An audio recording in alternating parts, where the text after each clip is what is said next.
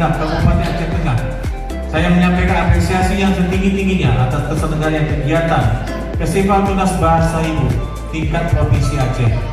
Kemudian izinkan pula saya mengucapkan selamat datang di Aceh Tengah pada seluruh peserta Festival Tunas Bahasa Ibu.